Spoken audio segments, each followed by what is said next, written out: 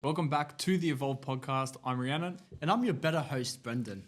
All right, we'll leave it at that. But for now, pretty much what this podcast is all about is self-development, health and fitness, and our journey starting as brand new business owners. Let's go. Make sure that you share this around because I'm telling you right now, this is the best podcast you've ever seen. Enjoy, guys. Ciao. Have you watched one of them? I've watched one in depth. I watched the one with your brother on it. That was pretty cool. That was actually pretty good. I watched a little bit of the Vinny one, and then I also watched. Was that Julian's or Lucas? It was Julian's. I think it was. It was Julian's. I watched Julian's as like a main one to go through, and then I think. Did you guys send something to Pep? Because I heard something of Pep's. Yeah, we recorded one, and then his phone had no storage left, so we. Oh, did you just send one to him? It was because he showed me like, or I don't know if it was just like his own thing, but he showed me something of his. Yeah. But are you guys apparently you guys are redoing his or something, right? Yeah, we redid it last week. Because my phone died during it. What actually happened? Did it die? No, it didn't die. No, there was just not enough storage. Yeah, not enough storage, that's the one. All right, can you hear everything clear? I can hear you perfectly clear. All right, let's welcome everyone to the Evolv podcast. Another season. Everyone to the Evolv podcast? Yeah. Including us? Including ourselves. Oh, yeah. okay. That's fair enough. Yeah, go. All right, Raisins. Do you want me to take it away? Yeah, take the wheel. Welcome back to the Evolv. That's going to be the start. Welcome back to the Evolv podcast with Brendon and Rianon. Today we have an old friend of mine. His name is Andrew Michael. Correct. He's going to talk today. Dukes. Dukes. Some people used to call him Mookle Swag back in the day. Sure. Don't ask why. But today we're gonna ask Andrew some questions. We're gonna dive a little bit into the realm of Andrew, how he started off being a sparky and now he's working Mental health guru. I'm working for a HR company now, Yeah. doing client onboarding, which is something that I feel like a lot of people don't really know the background of client onboarding. Like it is a very random gig for people to do. And I feel like if you're not really seeing it day in, day out, like you're going to be like, well, what do you do? Which is very simple. I talk to people all day between the hours of 9 to 5, letting them know how to use the software, which honestly, for a yapper, is a great fucking gig. So you'd consider yourself a yapper? Oh, I know I'm a yapper. That's the issue. Like if I start a conversation, there's no chance I'll stop it. Oh. Yeah, it's bad. Good. Lucky you're on a podcast. Oh, then. mate, it helps. It helps. Well, I heard you're starting your own podcast. That's perfect. Well, that's the big thing. I think that's the next step into like my own personal sort of thing. I'm really big on mental health. Like I'm massive on mental health awareness. So I think for me, a podcast would be something that would sort of dive into the next steps. And what is it essentially that your podcast would be about? I think the big surrounding factor around mental health, which is what I kind of want to base the podcast on, is the fact that there's this big stigma that it's not okay to speak out about it. Like that's the big be all and end all. And I think that honestly the podcast would center around just speaking about how you are. I think personally, if you are to go a bunch of boys in a room, no one's going to ask the question of, hey, how are you really doing? But if you get someone in the room that wants to talk about their journey and sort of talk about how they've handled their own mental health journeys, yeah, I feel like that's where I would sort of want my podcast to sit. So I think it's going to be just exposure of life and how we sort of get through it day in, day out. Sweet. And are you going to be targeting more like the male audience? Because when you're saying that, I feel like you're targeting more males because males don't really speak out about their feelings and that mental health aspect and everything. Are you going to be going towards that sort of audience? That's sort of the big target audience I'm trying to reach because at the end of the day, like I understand as a female, you're going to have the same sort of struggles, right? You're going to get those similar sort of struggles, and there's no way of saying like, oh, that's a man's struggle, that's a woman's struggle, because at the end of the day, it sort of ties in with both, right? You can still have the same issues, man or female. But for me, it's definitely something where it's definitely less spoken about for a man to speak out rather than a woman to say that she's not okay. So I am trying to target it to like that more male audience, but obviously there's going to be some females I'd love to bring into the podcast. For example, there's actually a person at my work who I would love to have as like my main or like maybe a first guest. Yeah. Because she's very well spoken on the topic of mental health. Like she's a counsellor. She works for like the EAP service that we provide. There we go, yeah. And I think that should be very good to have on the podcast. But then again, when your business is about men speaking out, it's kind of hard to put a woman into that perspective. Yeah, but she'll be able to talk on that level in that way. Oh, yeah, absolutely. She would talk to male clients as well. Yeah. And she's very well spoken. Like I've spoken to her a few times when I've felt down at work. She sort of provides that service quite directly as well. So she's very, very well spoken, and especially with like certain things where she's related to me quite directly. Yeah, she's perfect to bring on. Sweet. Yeah. Let's dive back a little bit because it all didn't start from you wanting just to do a podcast from the day you came out. So essentially you left school and what was that path for you after you finished? You crossed the finish line and then what direction did you take? Well, I couldn't really take my own direction, if that makes sense. Like I did sort of go through this path where I did ATAR throughout my whole first 4 to 5 years. And then when I went into year 12, it was just like, well, I don't really want an ATAR. I don't really want to go to uni. So where do I go next? I just do non-ATAR and then hope for the best. And then the moment I get out of school, get to school, the first question I asked my dad was, where should I work? And my dad goes, I think you should be a tradie. Because you can be a carpenter, you can be a plumber, you can be a sparky. And I'm like, sparky sounds cool. I'm going to be an electrician. In a week, I get a phone call from a guy named Mark Giannoulis, who is an amazing bloke. However, he called me in a very, very quick manner and said, would you like a job as an electrician at my company? And I said, yes. And he goes, all right, you start on Monday, January the 8th. I said, sweet. That's the quickest job in history. Mate, I genuinely didn't have to go into an office. I didn't have to go into an interview. I didn't have to do anything. I literally got a phone call and rocked up to a job site a few days later. Like, it's pretty random that would happen. Were you a registered tradie? Oh, well, I electrician? basically went into going to get my white card and things rather. The onboarding process was probably a little bit dodgy. I wouldn't be surprised because when I first went to site, they were like, do you have your white card? I'm like, yeah. And then they asked the boss of the papers. He goes, yeah, I'll just send it in all tomorrow. And I said, sweet. Oh, so they didn't have client I don't think they onboarding actually, teams like Andy? Nah. Sadly, no Andrew Michael from Bright HR going through everything, of course. But, mate, I think honestly, with the way that it was sort of presented to me, it was a lot easier to get into that sort of gig. So I just kind of went with it. I'm a pretty chill guy. I'm a pretty casual guy. I think I suit the meme that goes around very easily. But I feel like, honestly, when I first started as an electrician, it was so different to like later down the line. So when I first started, I just kind of went on the path that I thought would be the best. That's probably the easiest way. And if you know anything about current, you go on the path with least resistance. Well, when you're telling someone that you need a job and they go, come get a job, that's the path of least resistance. 100%. And you blew up on TikTok because you became a sparky, right? Correct. I think over time, when I started to factor in the fact that like I'm very open, I'm very social, I think that sort of dived into like wanting to blow out, sort of online and sort of not expose, but sort of talk about the daily struggle of being an electrician. Where a lot of my content went, but then it sort of started to veer off into like thirst traps and then like motivational. I think there was a lot more thirst traps than like Sparky talk, but I think there was a lot of thirst traps in the Sparky talk, if that makes sense. I remember It was like a mix and match. I remember the one where you were laying on the ground and you were trying that was my favourite video. and you were trying to fix the light and the wog dad comes in and he goes, I know more than you.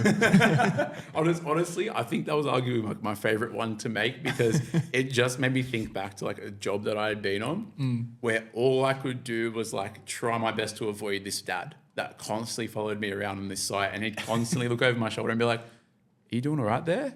I'd be like, yeah, no, I'm fine. Like, I'm me. It's like, what do you need from me? Like, did you need anything else? Because I'm doing a lot of jobs for this guy. He goes, I wouldn't, it's all right. Don't worry about it. And I'm like, what? I wouldn't do it like that. And I'm like, so why did you call me? Like, why am I here? And he just goes, yeah, we just need to make sure that all the licensing's okay. And I'm like, well, I'm just an apprentice, so you can talk to my boss about that. And he was just like, oh, okay, well, should I do it? And I go, probably not, because you definitely don't know how to do this if I'm fixing your fuck-ups. Also, I don't know if I could swear on the podcast yet. Is that all things? Yeah, this guy swears all the time. Yeah, I should fucking oath. Oh, thank God, fucking oath. I just wanted to make sure, only because I didn't know how. Sorry, pardon my French. I don't want to be known for the guy that swears. No, it's all right. Now that Brendon said it, that's it. You're finished. Yeah, it's all right. You can swear, man. Oh God! All right. So 4 years of being a Sparky, is that correct? Yeah. It's actually 5 and a bit. Okay, so Wow, that's a good innings. so 5 That's and great. innings. 0 licenses though. Can't tell you that much. so 5 Apprentice the whole time. Apprentice the whole time. But blew up on TikTok. So But you blew got up on something TikTok. out So of it was it. easy. Look, a lot of things came out of that. A lot of things came out of that TikTok account. Good experiences, blowing Yeah. up on TikTok. Blowing up cables in the I'll do it process. for 5 years for that. It was great. It was great. So back to what I was saying. So 5 years in the industry, was there something that you essentially ended up liking a little bit? Did you like the consistency, the routine? Did you not like certain things? I think honestly the routine was good, Yeah. but the consistency of work was the issue. Like there was never like that consistent of work, and if it was consistent, it was shit work. Like you're doing like a constant check on these shitty lights that if you unpull it the right way, it'll either break your finger, or if you pull it too hard, the light will blow up in front of you. Like it's not meant to do that. But that's just how Sydney is. Like the trade itself is so oversaturated with crap work that routine sort of builds into your mind a bit. But I did love the client interaction, which I think led me into wanting to become someone that handles clients. So I think that's one thing I really enjoyed from my Sparky days, because you're going out to different houses so many times. Meeting new people. Having And chats. Andy's a people person. Yeah, I'm a massive people person. You can check the trust pilot for my company to know that I'm a people person. It's ridiculous. Like it's one of those things where a lot of people go like, you're so client focused. And I go, I know, because all I know is handling clients. That's all I do. Hence client onboarding. Exactly. Yeah. Exactly. I got a question for you. Talk. I think it was what are those Instagram guys called? The brothers. They do. Jake Paul? No. The Carraz brothers. Oh, The electrician guys with EVT. Oh, what's their names? EVT does this video where he acts like the Sparky, and he comes in and he walks through the work site and he flicks one switch on and he's like, pay up. And he gets handed this wad of cash and he walks out and he disappears with his Lambo truck and he's gone. Is the industry like that? I'm curious. Honestly, I'll be honest. If you call an electrician after 3, I always say this. I say this in my onboards because I'm very I'm trying to be like a funny onboard Relatable. for people. Yeah. If you call a Sparky after 3 p.m, you're getting one of 2 answers. Sorry, I'll come tomorrow. Or yeah, it's going to be a $5,000 job. Regardless of how much the job costs. It could genuinely be, I need to look at a light, take it down and then leave. Why is that? Because no Sparky wants to work after 3 o'clock because they're going to go to the pub and slap. But realistically, like... Oh, it was the Reese brothers. Yeah, sorry. Reese Yeah, brothers, go on. Fair. Yep. But Sorry. that's right. But like no Sparky wants to have like a small job where it's not going to pay them money. So even like a small gig, like let's say for example, move a PowerPoint from here to here, mate. That gig honestly would cost me maybe $50 to $100 max. Me. However, to you, this is a $2,000 job because you don't know the work that I've got to get this cable over here and then move it into there. Yeah. But literally all I got to do is run something in the wall and I've gone to the next side. That's 9 times crazy. out of 10, you got to fix all my fuck ups. Yeah. I've made holes in the wall. Yeah. You've now got another hole to patch. If you want that as a PowerPoint, you can keep it there if you want. But if it's Pay me inconvenient, 10 times the price and I'll make another hole. yeah, exactly. Like each hole is an extra $50 for you. Far out. But it's an extra 5,000 that I add to the quote. Yeah. You know what I mean? Like it's a very overpriced industry. Yeah. But it is great when you get to go to a client's house and you've charged them already like $1,000 to find something. Yeah. And all you do is unplug an appliance, turn it on, and say that appliance is faulty. Did you like I've done it. I honestly did it. I completely missed that. I honestly did it on like 5 or 6 houses where I'd go to a house. They'd be like, oh, my electrical's not working. I unplugged a kettle or a toaster, turned the power back on, tested everything else. It was all fine. And I go, yeah, you just need a new kettle. And they're like, you guys charged me like $300, $400 for this. Jeez. And I go, yeah, that's great. Look, I didn't charge you. You can talk to my manager though. His name's John. He's great. But that was my Can't do day. anything about that. Yeah, you can't. But, well, mate, you just try it out yourself. Yeah. But that's why they pay Sparkies the big bucks, because people are scared to try it out themselves. That is true. And with But just don't touch live cabling. That's maybe a good thing I should probably throw out. don't before. stick a fork in the Don't. PowerPoint. Yeah, definitely don't do that either. It is fun. Yeah. Just you're going to be dancing for a long time. Or flat on your arms. Or flat. Don't put forks in the microwave. But you should put an egg in there for at least 3 minutes. Trust me, it works really well. Oh God, this is gonna be a funny one. Obviously, being in the industry of a trade, it's something that was mentioned to you. Now, your dad mentioned to you that, hey, you should probably do a trade just to sort of get into some sort of industry. At what point of those 5 years were you starting to question, okay, this isn't really for me? Yeah, I think it was honestly my third year. When I got into my third year, I was going into like my third company, I'll be honest, because I was sort of back and forth my first 2 years. My third company was coming to the end of its run during COVID. And I sort of understood that electrical isn't what it was, because I'd spoken to so many different tradesmen, spoken to so many different apprentices that were up to like the end of their run. And they were like, this isn't what it was when I first started. And you sort of question that, but because you don't know it, you can't understand what they're trying to tell you. So then when I got to like the point where the end of my third year had come, my boss had let me go because of COVID, with like costs and things rather. When I was starting to look for other jobs, I was like, well, all the jobs that are hiring seem to be really shit companies, I'll be honest. But then I found this one decent company that was based in the East, and you thought, oh, mad, hectic money, working in the East. Mate, you got to go down to Coogee and look at women all day while you work. It's fantastic. However, can't really do that when you're getting paid shit money and working in shitly built houses. And then all you can think about is, oh crap, I've got to do this really dodgy connection in this shit house that I hope doesn't blow up. That was essentially what the trade was becoming. You've got to hope for some of your work to work. So when I was sort of going to that period of getting that work in play, I was like, I don't know if I really want to be here anymore. I don't think the trade is for me. But at the same time, I didn't know any different, because all I knew was run cable, cut cable, put light on ceiling. That's all I knew. And that was just repetition at that point. Yeah. Far out. But it's still a skill that you learned though. Yeah, it's still a skill that I could still do it now. Like, I mean, I probably for theoretical purposes, I could potentially go to a friend's place and help them wire up their apartment. However, I wouldn't do that because I'm unlicensed and I don't work for an electrical company. Oh, yes, yeah. Little, good disclaimer. Good disclaimer. That's the heavy hitter there, guys. That's the heavy hitter.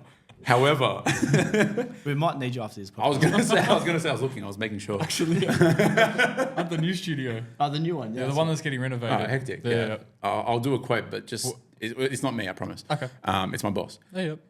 Just don't say who John? it is. Yes. Yep. Yes. John. Yeah, John. Just That was the first job, right? Just call John. No, actually, funny enough, the first one was Mark. Then I went to his brother named John. Then I left John for another John. But in there was between, two Johns? Yeah, mate. There's a lot of different people in my run as a Sparky. So John's a Sparky, basically. John's a Sparky. John's a Sparky. His brother Mark is a Sparky. Someone who's completely unrelated to him named John is also a Sparky, and then someone else named Michael is also a Sparky. No way. So Michael, a lot of John, Michael. Mark. So Mark, John, okay, John, Michael. Yeah.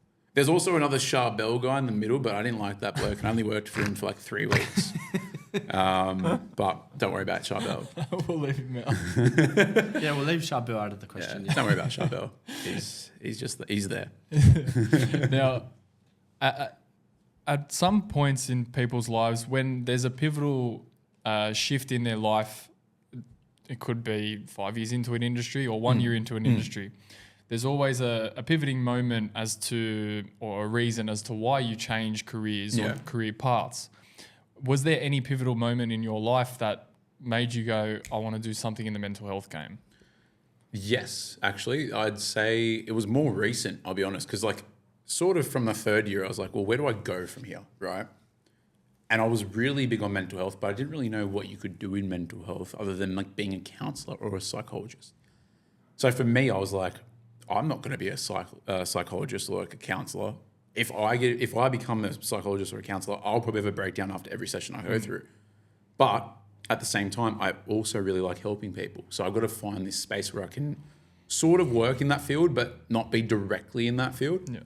So what I thought was like maybe like a client specialist in that area where you can get support. So like EAPs are a big thing now. Like we provide, like I mentioned, an EAP. What's an EAP? An employee assistance program, which is essentially like they have counsellors on call whenever you need it, which is pretty cool. Similar to BetterHelp or something like that. Yeah. Exactly. Like, they have call centers as well. And it's really cool because like, bro, you genuinely just pick up the phone and you say you're stressed about work. You want as well. Yeah. And shit dropped. And let's say for example, it's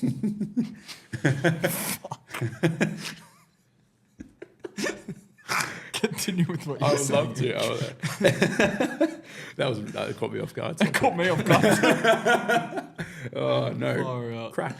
But of course, when you're trying to go through that mental health field, I think it's a lot of things where like people are scared to call. So I think having someone in the middle ground, sort of showing them where they can go, or like what they can do, is pretty cool.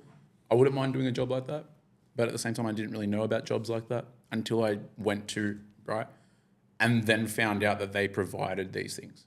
Like I genuinely never knew that you could call up someone through your company and say that you're not okay.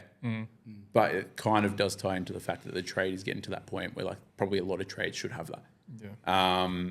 But honestly, I think the pivotal moment was when I was at my current role now, and then they announced that they were doing something like that. But at the same time, I was also going through my own hardships, and I sort of have gone through my own hardships in the past. So then it all sort of tied in with like, I want to be part of a mental health movement. I need to practice what I preach. I need to work in a mental health area.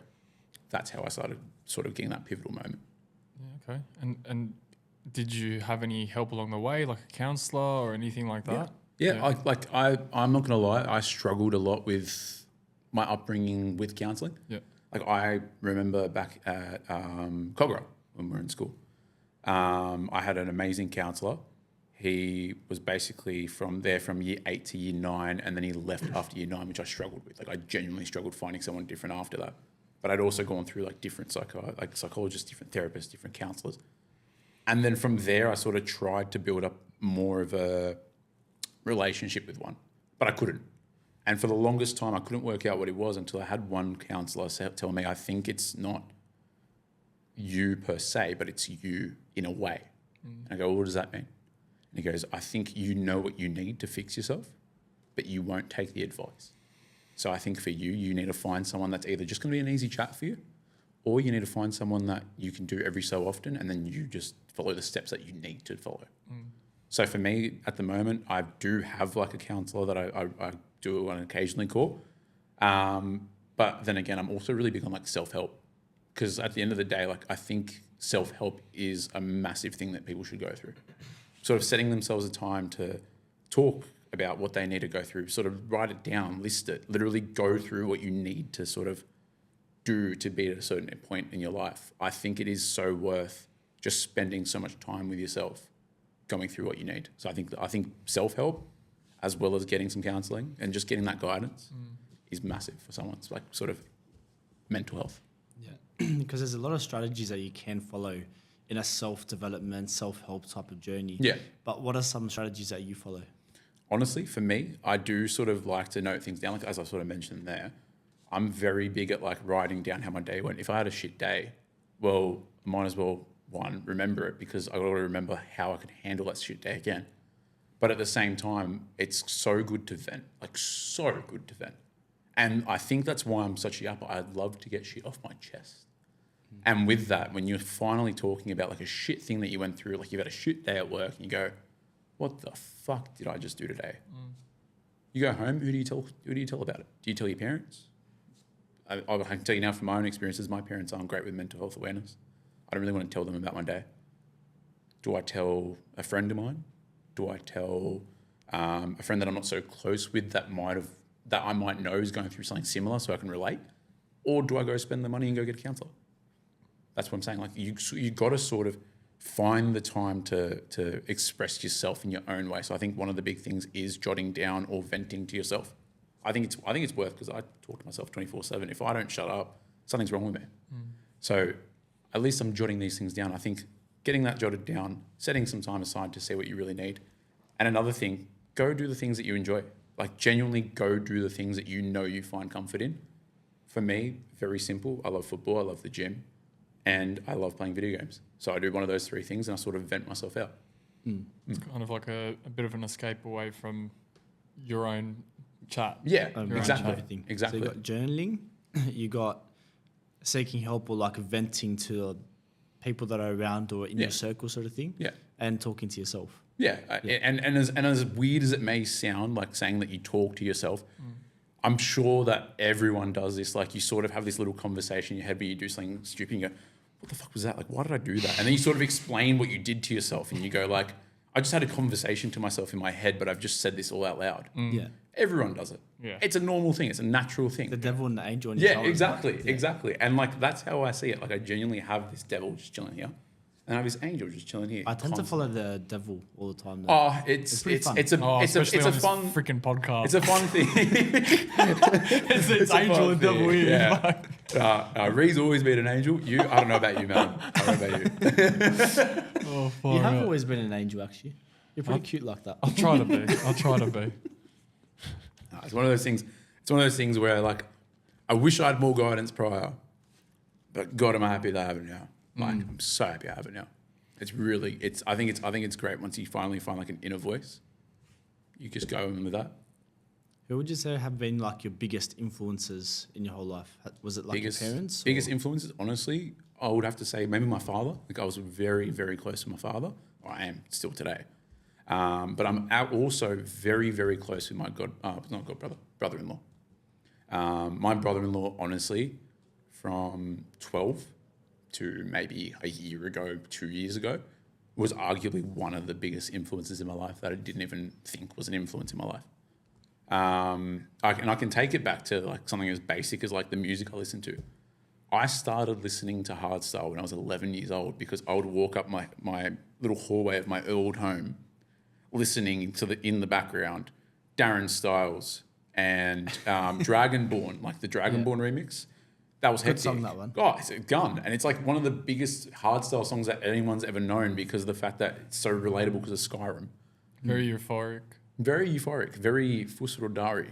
But mate, What did you say? very fusrodari. What is that? That's Skyrim. Oh, Fusrodar. okay. That's just, sorry, I don't play video games. Come on, mate. Seriously. He wigged me out. I was like, Come on, bro. did I not hear? He just said it. I know. But I didn't think. Switch Are you on. not in bro. the conversation? No, I was. Switch I on, was. bro. Seriously. Do you need a sparky to help you? with this? 'Cause- Yeah. Do you want me to turn your headphones up? Yeah, plug me in. But honestly, like that influence and that sort of culture in the background, like just having that musical influence, I didn't realize how much it would tickle my brain when I got older because I used to like listen to it in the background and be like, what the fuck is this? But then I'd also listen to things like Sticky Fingers and I'd be like, Sticky Fingers is just some weird Aussie band that makes really weird music. But now I'm 25, cruising in my car listening to Sticky Fingers songs 12 to 13 years later. Like, it's fucking incredible. They do say that like the unconscious mind, it plays a big part or big role in your life, but you don't realize it in that moment. Yeah. So you could be like watching a movie or listening to music, like you said, but you won't realize in that moment that you like it until later on. Yeah, exactly. And I think honestly, like that's just like a easy example of influence in my life. But honestly, like my brother-in-law was such a strong character. He's been through a lot of shit. And honestly, if there was someone that I could ever trust to talk about mental health shit with, it is him. Like he is honestly one of the best people I speak to. I think I honestly left him out in that conversation of who I go to because he is arguably one of the best people I've ever met in my life. And he's genuinely guided me through like half of my life. Because when my sister met him, he hated me. Like he genuinely hated me, but he hated me because he needed me to be a better brother or he wanted me to learn how to be a better brother. And I didn't know that because I was an 11-year-old kid that had a bunch of dickhead mates who would G up at him if they ever saw him. Perfect example is Andoni. If you know the size of Andoni, he's 6'4". He was like 6'4" with a mortgage in year 6. Like that guy was huge.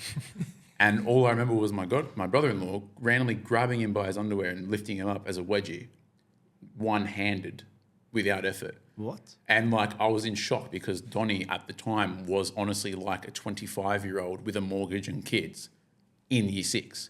What's the age gap though? So my brother-in-law is 7 years older than me. 7 years older than me. So we would have been about 11, 12. He would have been 18, 19. Oh, then. So he's got a bit of strength in him. But mate, like it's Donnie was not yeah, but mate, he wasn't a little kid. He was almost as tall as my brother-in-law. And he got lifted up and manhandled like a baby. It was the most impressive thing I think I've ever seen. However, ever since then, Donnie has loved Will. Yes. Okay. It's like hard love. It's like hard love because I don't think anyone could fault a man that has managed to lift him up by his underwear. No. You kind of don't have You any. definitely respect him. You kind of don't really have any grounds to stand on if you've casually been humiliated. Yeah. Literally, by a guy 7 years older than you in his own home. Far out. And then obviously, like, you had a love for a external like an external motivator was obviously football. Like we played together for a couple of years. Was it a couple of years? I think it was like a year and a half, 2 seasons. Year and a bit. Yeah. Because realistically, you joined 2016, and then Did you play for Old Wanderers? No. Minotaurs. I've I've been around the block. I'm a bit of a journeyman. Some people call me a Nelka.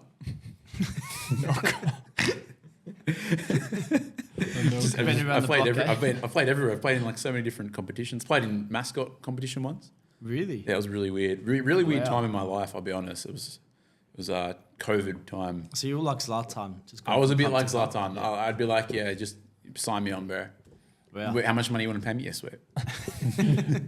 Through these harder times that you were going through, did you ever use something like football or exercise to benefit your mindset? Yeah, 100%. Like as much as I put myself in a position where I never really learned anything other than like goalkeeping, and I never really tried to like push out for like a goalkeeper position in like reps or like proper state league or proper NPL. I still sort of connected myself to like understanding that was my joy. Like that was honestly where I wanted to be. I wanted to play football or be associated with football. So I think the times where I like really felt like shit, I would genuinely just go down to the park with the ball and just kick it. So I think with that, football is a massive influence with like the way that I had grown up. Bear in mind when you're supporting Manchester United and you sort of leave the 2010 era, doesn't really help the situation Yeah, that's either. poor form that way. It sucks. It sucks. However, it sort of teaches you to be resilient. And I think that's a big thing with like football in general. Like you sort of have to learn how to be resilient in that field. For example, like I injured myself literally trying to kick out a ball from my hands when I was running out of the box, ready to kick it out. My ankle got stuck in like a divot, and then I twisted my ankle, and then that tore my Achilles. It actually happened when I was playing in mascot, which you wouldn't think that from the East, because you know the East is all lush and nice and well kept. But sadly, it would make sense. A few parks not really the best to play out in the East. It's a shout out to the West. But honestly, I think football for me is all about ups and downs and trying to keep in that mindset of I enjoy playing football before football decides to stop enjoying you. Because there is a time where like you genuinely have to say like, I've played enough and I don't enjoy playing anymore, but I want to enjoy football. So where do you go from here? So I think for me, like I also want to do this. I also want to get into like coaching. Obviously, I'm not going to try be the next Ruben Amorim. But at the same time, I do want to get into like a coaching position. So staying in football, I think, is massive for a men's mental health, because if you enjoy football, stay in football. But if you know that you're overstaying your welcome in football, then leave it before it leaves you. I think a lot of people speak about that. Football, essentially, growing up, you had football as a big element of your history. Like, you know, you played, you used it as an athlete. You were an athlete. Yeah. Oh, I didn't look it. With that, obviously, external battle that you had of not feeling fit enough or not being able to be outside of a goalkeeper position, how was it now moving clubs, and were you essentially playing out on the field? Did you play? Yeah, I think so. After 2019ish, when I started losing weight, like I lost a lot of weight. I basically went from like 110 to 90 in the span of like a few months. And I think then, like when I finally got fit enough, I was confident enough to get on the pitch. Wait, you were 110 kilos? I was 113 technically at one point. Yeah, it was really bad. It was like really bad because I'm like 6 foot by like the smallest at margins, and I hold on to that with my fucking life. But like with that, when I went to a doctor to do a blood check, they're like, "Hey, have you done a weight check?" And I go like, "No." What's a weight check? They're like, "We check your weight and then we sort of see if this is actually where you should be in terms of your weight." Like a BMI. Yeah, like a BMI. And then he finally did this whole check and he goes like, "Yeah, you are," and I'm sorry to tell you, Andrew, "you are severely overweight." I said, "Fair." What do you say? Like, Thanks, what do you say? Like, "Oh, like that's hectic. Thanks, bro. Like, what do you want me to do next?" Thanks, what do you tell your doctor? Like, it's like they just tell you like something terribly obvious. You're like, "Thanks, bro. High five."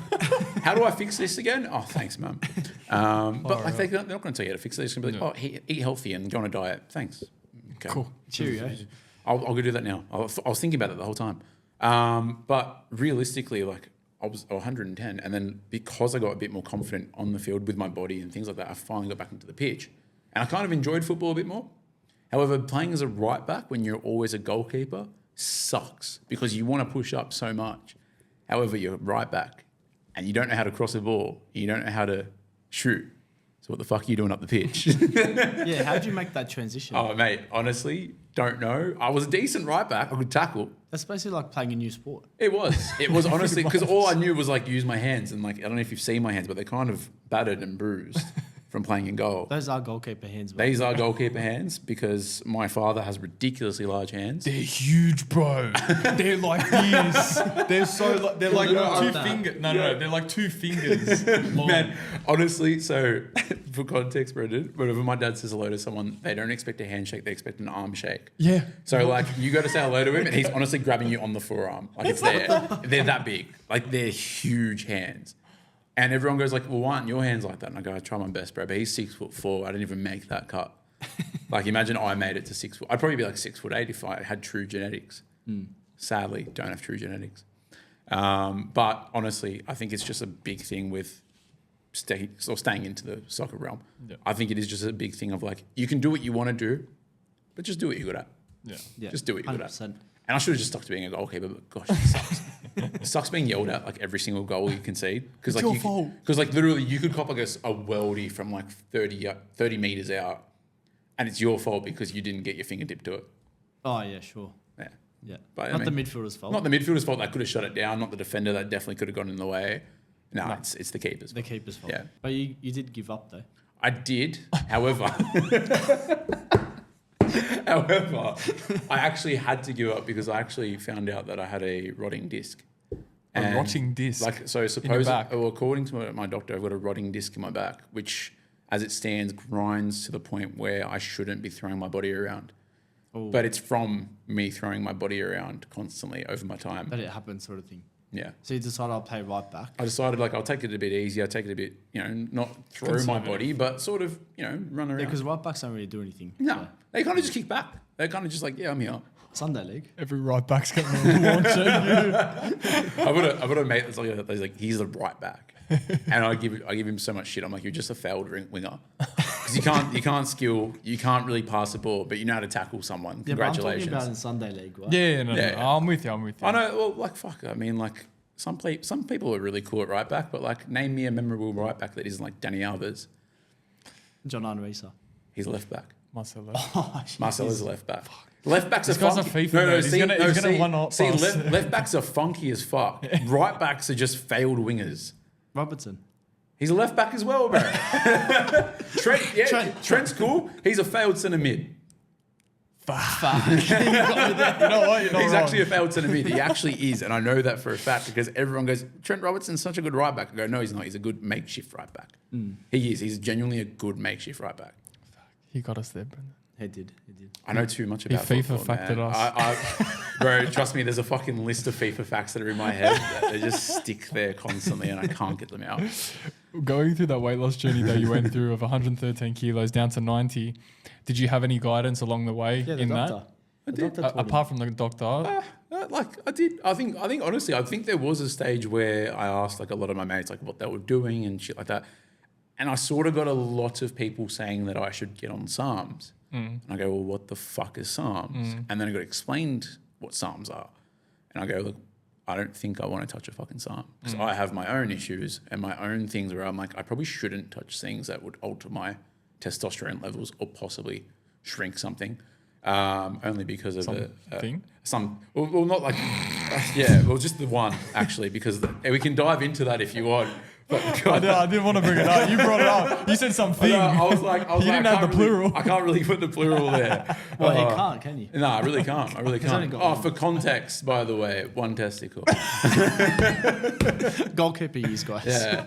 It's just like I'm always good with the ball, but only one ball at a time. He kicked the wrong ball. Yeah, in the game. I kicked the wrong ball. That sucked though, because that was the Hurstville derby. That was still at school when that I happened. legit remember everything about that day. I can give you a full rundown on that day if you want me to. Yeah, go. And I can start name dropping names, which will make this crazy, but I shouldn't. No, don't name it. Just tell the story. All right. Woke up at 10 a.m. Sorry to circle around from like a random topic. Go. Woke up at 10 a.m. in pain, going, what is this? Asked my father what he thought it was. Father reckons it's out of place. You'll be fine later. Now, I don't know if anyone knows male anatomy, but nothing really goes out of place for no reason. Turns out it twisted in itself. So it cut off circulation. So that's 10 a.m. The game that we played, I'm pretty certain was like 11, around 11, maybe 12. And I'm still in pain. Like I'm genuinely unable to make a dive without feeling pain in my area. You played a whole game. Mate, I got hit in the dick twice that game. I genuinely got hit in the dick twice. It was fucked. Like it genuinely hurt so much, and all I could do was just push through because my father said, "It's just out of place, Andrew. It's fine." And I said, "You know what, Dad? It is fine. That's all good." Lo and behold, I go to a movie that night with a girl. Did you try twisting it out? Well, I didn't really know the issue in the first place. So I just kind of had to push through and hope for the best. However, it didn't look that bad at the time, but it was fucking painful. And then I went to a movie at Hurstville, and I think it was a really late session. I think it was like 10 to 11 o'clock start. Yeah. And I took a girl out on a date, and then we got back. You went on a date. I went on like a date. Testicle. Yeah, because I didn't know what was going on. I was like, "Fuck, twisted nut. I must just genuinely be like in this position where like I'm just in pain. Something's out of place. Something's out of place. Something has to be out of place, right?" And I go like, "All right, so wait, I'm going to take this girl on a date, and I'm going to go, and I'm going to fucking have a nice night." Yep. I finally go to watch the movie. She's got the shits with me all night. I don't know why. We finally get back to home, and she goes, "Look, Andrew, I'm not going to lie. I don't think I want this to continue." And I said, "Fair enough, but I've got to take you home with my family. I can't drive a car. I'm 15. I've got to take you home with my family now. Let me go to the bathroom so I can take you home." Meanwhile, I'm walking to the bathroom crying because I actually like this girl. Yeah. But then I go to piss and I look down. I'm like, "Oh, that does not look right at all." And my dad just goes, "Yeah, that doesn't look right, eh?" I go, "It's definitely not out of place." What does it look like? So like, let's say, how can you explain this? Like, let's say it should look like this. Let's say it should look like this. Yeah. It looks like this. Oh shit! Like it and I didn't even feel it enlarging. I just felt the pain the whole time. Oh my god! So it was growing. It was growing through the day, but I didn't know this. I didn't notice this. 10 a.m. it was normal. 10 a.m. it was normal. By about 10, by about 10 p.m. it looked a bit iffy, and then by 12 a.m., which is when I finally looked down and saw what it really looked like. That was a late session. It was a fucking long movie. And I tell you what, man, sitting down in that seat for 2 hours straight was not good. But fuck me, did I have a great laugh when I went to Canterbury Hospital and they told me that they had maybe she noticed it growing. See, that's what I thought as well. Maybe she was like, "Fuck, this guy's a weirdo. Like this is not right." He's like, popping a hard on at 15 in the movies. And we're watching a horror movie right now. Like, what's happening? It's the wrong hard on. No, it's the reverse. It was the worst. It was like a hard on situation. Motherfucker. But honestly, so you got to the hospital. Got to Canterbury Medical Centre. Yeah. And the first thing I hear is, "Oh, it's about a 25-minute wait." I waited for an hour and a half, still in pain, letting them know that I'm really in pain. And then when I finally got the chance to go into a bed, they're like, "Hey, we have a bunch of med students here. Do you mind if they have a look as well?" And I said, "That's weird, but okay." And then I had a bunch of med students look at me and they go, "Oh, that's weird." And I go, "Thanks, I know." As your pants are done. As my pants are done. And I'm like, I'm a 14-year-old boy, by the way. So if anyone enjoys this, you're all going to fucking jail. But they told me they can't help me. I need to go to the Children's Hospital in Randwick. Oh, God. So I go to the Children's Hospital in Randwick, and lo and behold, I get my bed straight away because they got a ring. Yeah. And then I finally go on this bed and they're like, "Hey, so sorry to bother you. We have a bunch of medical students here." And I go, "Fucking again? Is it med student day? Like, what the fuck's going on?" This is, by the way, at like 2 a.m. in the morning. So I'm thinking, how the fuck are there med students doing here? Doing night shift. I'm like, good on you. But like, surely you got actual work tomorrow. Come to the hospital right now. You guys need to fucking come and see this. You guys need to come and fucking see this. But those guys looked at my dick and then went, "That's an issue. That's a twisted testicle." And I go, "What the fuck do you mean that's a twisted testicle?" They go, "Yeah, you're probably 1 in 7. Fun fact, my friend group at the time, 7 boys. So I was genuinely the 1 in 7 that had the twisted testicle. And they finally get to me. So the rest of the boys were like, "Yes." Yeah, they were like, "Oh, we're fucking sweet. We're fucking sweet now." Sorted. But I'm telling you now, for like the next 5 to 6 years after that, everyone asked me if they had like a issue with their cock. They were like, "How do you handle it?" I'm like, "I'm not a fucking doctor." And they're like, "Do you reckon it's twisted?" I'm like, "I don't fucking know. Like, I don't know what pain you're feeling." You were Dr. Dick. But it was maybe that's your calling. The Dick Doctor. The Dick Doctor. You know what? I should have gotten into that. I should have got into medicine and I should have just focused on cocks. Oh, God. All right. So you jumped over that hurdle. You started becoming, you were still in school. We got called the nut job. Got called the nut job. Yeah. Because Now, how is this? This is the one question I wanted to ask. Obviously, being now 45 minutes in, how's this experience of being on a podcast been for you? Because it is a goal of yours. It is. I'll be honest. Like, it actually is a massive goal of mine. I'll be very honest. And I think personally, it is something where I think I would love to sort of explore a bit more. But at the same time, like, I think you guys sort of understand this. Like, you sometimes need to figure out what you really want to go through. And for me, like, yeah, I could easily go through things on topic, but I don't know if you notice this, I'm suck at staying on topic. So I think with that, I think going through and sort of setting up a podcast where you genuinely just talk about your experiences is perfect. You get the chance to just yap about your experiences for an hour to 2 hours to how long you want to run it for.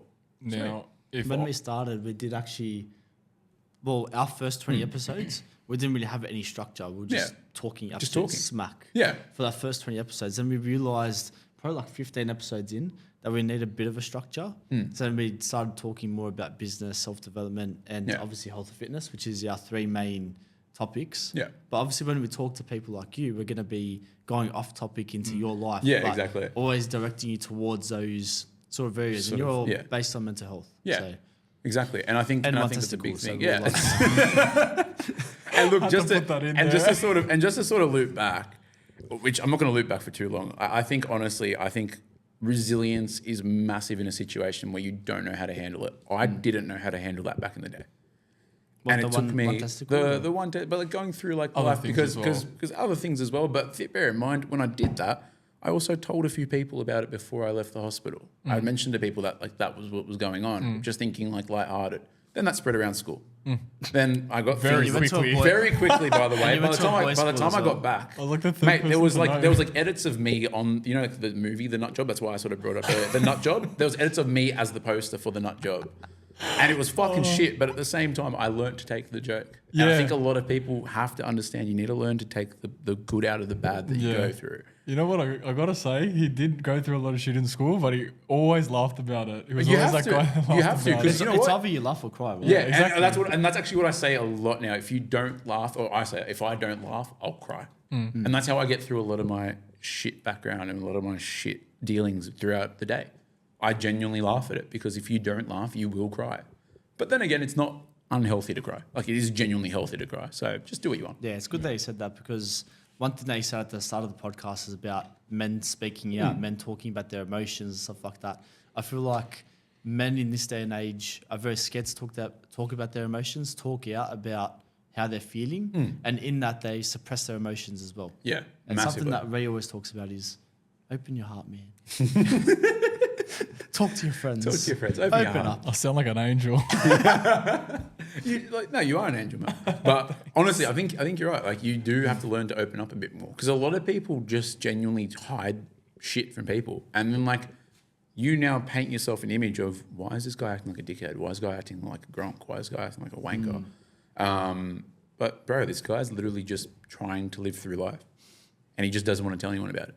Whereas you got people that do want to tell people about it, but they're just living through life in their own way. Don't let dickheads get you down. Exactly right. Exactly right. Great fucking hat, by the way. Got this from Typo. Oh, that was the Daily Reminder. Yes, it was. Yes, it was. And I fucking love this hat. I've worn this hat so many times. Not and gonna so lie, many I like those daily reminders. Some of them chip me out. Yeah. Some of them are designed to be a bit like outlandish, but some of them are genuinely. The whole thing is, it's not just for me. It's for some people that genuinely don't know how to get through a day. And then currently you're doing a bike challenge. Yes. Of sorts. Yes. What's that about? So for Movember, which was very influenced by like a cousin of mine. He's a lot fitter, I'll be honest. He was doing like a 5K run challenge every day. He's still doing it, which is good. He's doing for Movember. I said, you know what? I've got a bit of a platform. I've got something where I'm really into fitness, but I'm not the best with cardio. So I'm not going to run. My slip disc is really going to stop me from running. Where can I go? I actually can't ride a bike. However, I can definitely pedal on a bike that can't go anywhere. So get on a fucking bike and pedal. I've got an idea. A stationary bike. There's always a way around it, you know. Yeah, exactly. And look, like, it's probably embarrassing for me to say at 25 I can't ride a bike, but then again, I did split my head open at 5 when I first went to ride a bike, and I just haven't touched a bike ever since. Is it like trauma? It's a bit of trauma. It's a bit of trauma. And the resilience as well. And the resilience. Well, I did try to learn the bike afterwards, but then I also fell off again and almost split my open in the second time. So I was like, I think it was a sign. It was like past the resilience stage. Yeah, it was past the point of return. Like I was just like, yeah, no, I should probably stop. And you've only got one testicle, so true. And there's honestly so much I can't do right now, and it's only because if I try to do something where it's all about balance, all I'm doing is focusing on that right side. As it hangs off. As it hangs off a little bit extra. Oh, Bill, no! But you know what's crazy? I do get 50% off a vasectomy if I go get one. Oh, you know what? You're right. Oh, you know what? I think we're going to end it there. That was the best way to end it. That threw me off. I didn't expect you to say that. 50% off a vasectomy. I love it. It's true, but it's true. Mate, if they charge you full cost, that's what I'm saying. If they gave me that quote, I'd be like, what are you, electricians? Is it after 3 p.m? So that's what I'm saying. That's what I'm saying. Why are you down at the slab? Now, I want to know the 20 kilo weight loss journey, right?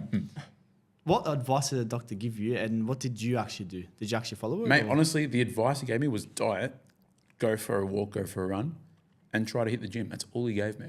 That's what Brendon tells me to do. Well, those 3 things. Is that it? It's as easy as that. Oh, apparently. bro, that's what I thought. I was like, that's heaps easy. I go, far out. I've got no motivation. He goes, just go to the gym, mate.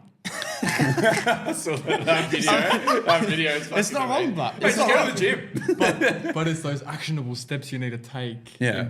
What's the actionable step? Just go to the gym. No, you got to put one sock on, and then you got to put the other sock on, and then you got to put one. What time is it? Is it going to be packed? Is it going to be packed? Are you going to get there and it's going to be like every machine's taken?